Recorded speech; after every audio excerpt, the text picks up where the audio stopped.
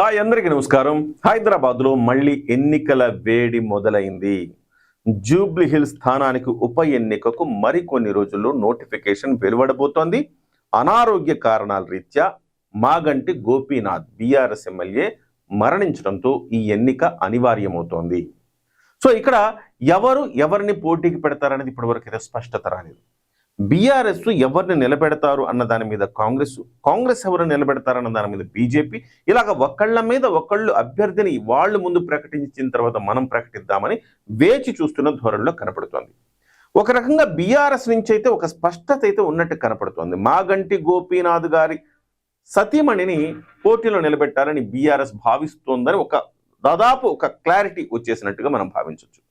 కానీ కాంగ్రెస్ పార్టీలో పోటీ చాలా ఎక్కువగా కనపడుతోంది. ముఖ్యంగా ఇక్కడి నుంచి నవీన్ యాదవ్ ఇవన్నీ పోటీలో నిలపాలని ఒక వర్గం అంటోంది. అంజన్ కుమార్ యాదవ్ నేను కూడా పోటీలో ఉన్నానంటున్నారు. అజారుద్దీన్ నన్ను నిలపండి పోటీలోకని అంటున్నారు. ఆ తర్వాత బొంతు రామ్మోహన్ బీసీ కార్డులో నన్ను నిలబెట్టండి అని బొంతు రామ్మోహన్ అంటున్నాడు. ఇలాగ రకరకాలుగా దీని మీద ప్రతి ఒక్కళ్ళు కట్ చేసి కూర్చున్నారు. కానీ ఇక్కడైతే ఒక క్లారిటీ అయితే కాంగ్రెస్ పార్టీ ఒక క్లారిటీకి వచ్చినట్టు కనపడుతోంది.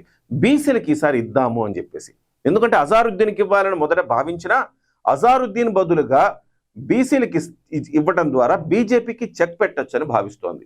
ఎందుకు అంటే బీసీ రిజర్వేషన్ కోసం పోరాడుతున్నారు కదా వాళ్ళు. 42% రిజర్వేషన్ స్థానిక సంస్థల ఎన్నికల్లో ఇవ్వాలి అని చెప్పేసి కాంగ్రెస్ పార్టీ పెద్ద ఎత్తున పోరాటం చేస్తుంది ఢిల్లీ స్థాయిలో. ఈ నేపథ్యంలో బీసీ అభ్యర్థికి ఇస్తే సముచితంగా ఉంటుందని కాంగ్రెస్ పార్టీ భావిస్తోంది. ఒకవేళ అజారుద్దీన్కి ఇస్తే కనుక హిందూయేతర అంటే ముస్లిం ఓట్లయితే రావచ్చు, కానీ హిందూ ఓట్ల విషయంలో కొంత వెనుకబాటు తప్పదు కాంగ్రెస్ పార్టీకి.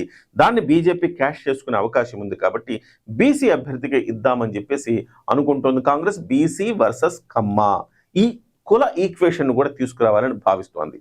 సో ఈ నేపథ్యంలో ఇంకా అభ్యర్థిని అయితే ఖరారు చేయలేదు. అది నవీన్ కుమార్ యాదవా, లేకపోతే అంజన్ కుమార్ యాదవా, లేకపోతే బొంతు రామ్మోహన్ ఎవరు అనేది ఇంకా ఒక క్లారిటీ రాలేదు. వీళ్ళు కాకుండా తెర మీదకి ఇంకా 2-3 పేర్లు కూడా వస్తున్నాయి. ఇకపోతే ప్రధానంగా బీజేపీ నుంచి అయితే లంకల్ దీపక్ రెడ్డి ప్రధానంగా పోటీదారుడుగా ఉన్నారు. గతంలో పోటీ చేశారు. ఈసారి కూడా ఆయనే పోటీ చేస్తారని భావించినప్పటికీ ఆయన చేతులు ఎత్తేశారని చెప్తున్నారు. సో ఈ నేపథ్యంలో కొత్త అభ్యర్థి వెతుకులాటలో బీజేపీ ఉంది.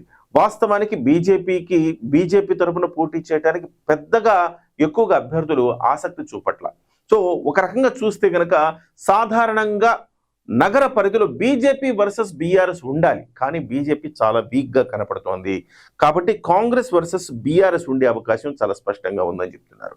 సో ఇక్కడ కాంగ్రెస్ పార్టీ నమ్ముకున్న 2-3 అంశాలు ప్రధానంగా ప్రభావితం చేసే అంశాలు. 1 కాంగ్రెస్ పార్టీ అధికారంలో ఉండడం, 2 బీసీ నినాదం, 3 కులాల వ్యవస్థను రాజేయటం అంటే కమ్మ వర్సెస్ బీసీ అని చెప్పటం, 4 ఇది కాంగ్రెస్ పార్టీకి చాలా ప్రతిష్టాత్మకమైన ఎన్నిక. కాంగ్రెస్ పార్టీకి నగరంలో ఒక్క ఎమ్మెల్యే కూడా లేడు. ఒకే ఒక్క ఎమ్మెల్యే, అది కూడా ఉప ఎన్నికలో గెలిచిన సికింద్రాబాద్ కంటోన్మెంట్ ఎమ్మెల్యే తప్ప ఇప్పటి వరకు బీఆర్ఎస్ బాగా సీట్లు కొట్టిన తర్వాత బీజేపీ కొట్టింది, కానీ ఇక్కడ కాంగ్రెస్ పార్టీకి ఒకే ఒక్క సీటు ఉంది. ఈ నేపథ్యంలో కాంగ్రెస్ పార్టీ తనను తాను నిరూపించుకోవాలి, మళ్ళీ నగర ఓటర్ కూడా తన వైపు ఉన్నాడు అని చెప్పుకోవాలంటే ఇదే చాలా కీలకమైన అంశం. ముఖ్యంగా సాఫ్ట్వేర్ ఇంజనీర్లలో గతంలో బీఆర్ఎస్ చేసిన అభివృద్ధి కళ్ల ముందు కనపడుతోంది, కానీ కాంగ్రెస్ పార్టీ కొంత వెనుకబడిందన్న భావన ప్రధానంగా ఉన్న నేపథ్యంలో వాళ్ళందరిలో మళ్ళీ ఒక రకంగా ఒక నమ్మకాన్ని ప్రోధి చేయాలంటే ఖచ్చితంగా ఇది గెలవాల్సిన ఎన్నిక, అందుకే ప్రతిష్టాత్మకంగా తీసుకుంటోంది. ముఖ్యంగా కాంగ్రెస్ పార్టీ కలిసి వచ్చేది ముస్లిం ఓట్లు అని చెప్పాలి. ఇక్కడ ప్రధానంగా బీసీ ఓట్లు అలాగే ముస్లిం ఓట్లు చాలా అధికంగా ఉన్నాయి ఈ నియోజకవర్గంలో.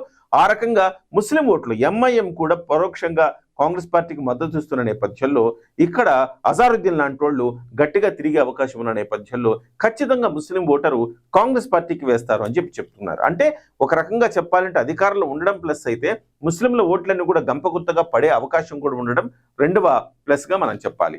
ఏదేమైనా కాంగ్రెస్ పార్టీ రేసులో అయితే ఉందని చెప్పాలి.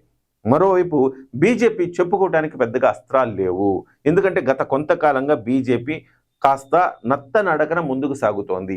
ఎప్పుడైతే బీఆర్ఎస్ పార్టీ తోటి కాస్త రాజీ పడింది అన్న వార్తలు వచ్చినాయి, అప్పటి నుంచి బీజేపీ లేవటానికి కసరత్తు చేసిన పెద్దగా ఫలితం ఉండే అవకాశం ఉన్నట్టుగా కనపడట్లేదు.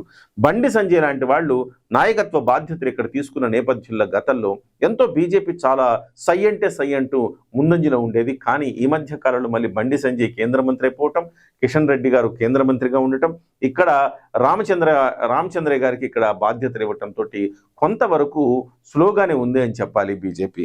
మరి అదే సమయంలో బీఆర్ఎస్ పరిస్థితి అయితే కనుక సానుభూతి బాగా వర్కౌట్ అయ్యే అవకాశం కనబడుతోంది. మాగంటి గోపీనాథ్ గారు సిట్టింగ్ ఎమ్మెల్యే, దట్టు మాగంటి గోపీనాథ్కు కాస్త మద్దతుగా చాలా పెద్ద వర్గమే ఉంది ఇక్కడ.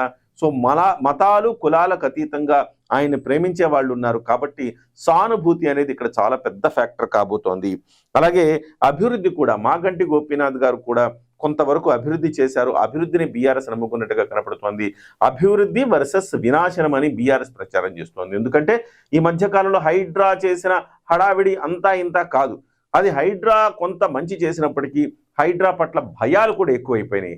అది కూడా కొంత మైనస్గా మారింది. రియల్ ఎస్టేటు దాదాపు పడుకుందని చెప్పాలి. అది కూడా నగర ఓటర్లో ఒక రకంగా మైనస్ అని చెప్పొచ్చు. ఇవన్నీ కూడా చూస్తే కనుక బీఆర్ఎస్ చేస్తున్న ప్రచారం ఏంటంటే అభివృద్ధి వర్సెస్ వినాశనం అని చెప్పి చేస్తోంది. ఇంకొకటి అంటే కీలకమైన అంశం, ముస్లిం ఓట్లను కూడా చీల్చగలిగిన నైపుణ్యం కేసీఆర్కు ఉండటము. బీఆర్ఎస్ కూడా గతంలో కూడా బీఆర్ఎస్ ముస్లిం ఓట్లను చీల్చగలిగింది. ఇప్పుడు కూడా కంపగుర్తగా కాంగ్రెస్ పార్టీకి పడితే వేరే కథ, కానీ వాటిలో కొంత చీలికి వస్తే మాత్రం ఖచ్చితంగా బీఆర్ఎస్కు అడ్వాంటేజ్ అని చెప్పాలి. ఇప్పటి వరకు సర్వేలు రకరకాలుగా చెప్తున్నారు.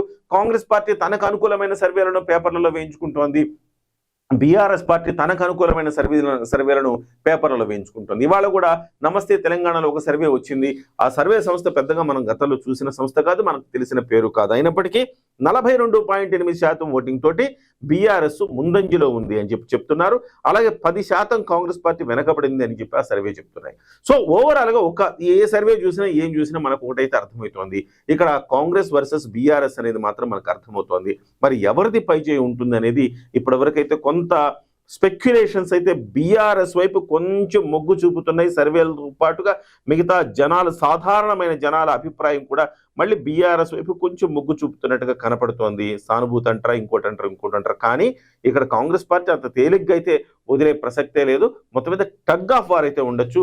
అభ్యర్థులను ప్రకటించిన తర్వాత పూర్తి స్థాయి ఒక అంచనా అయితే వచ్చే అవకాశం ఉంది. వాస్తవానికి ఈ ఎన్నిక కాంగ్రెస్ పార్టీకి అటు బీఆర్ఎస్కి ప్రతిష్టాత్మకమే.